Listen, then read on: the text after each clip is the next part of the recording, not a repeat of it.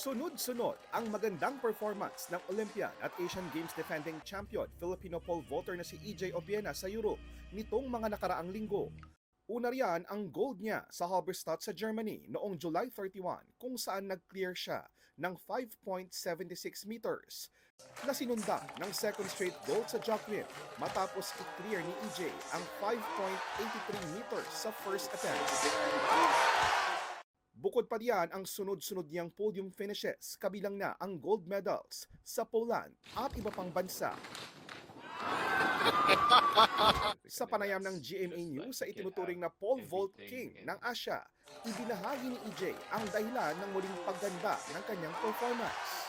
No pain, no adjustments in training. I'm slowly getting back into it, like getting the rhythm of my jumps. I hope that it's gonna keep going.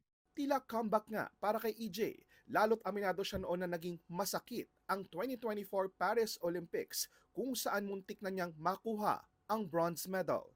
Ngayon, nakabase na muna si EJ sa Athens, Greece. So I decided to move here, train with the team Corrales, and with that, I think, as you said, I'm having quite a decent season. So I think the decision is working.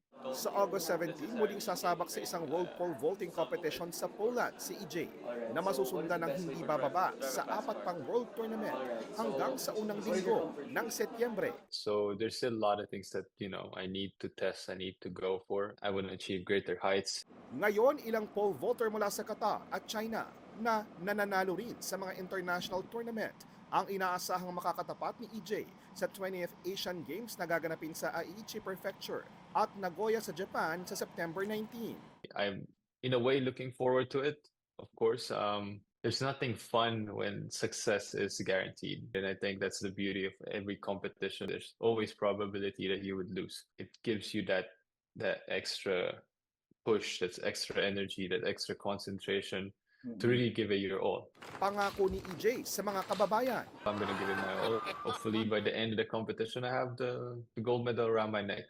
Umaasa rin daw si EJ sa Asian Games na magkaroon ng pagkakataong bigyan ng karangalan ang Pilipinas kasama ang iba pang atleta, kabilang na ang Filipino tennis ace na si Alex Ayala na nagsabing target niyang lumaban sa Asian Games.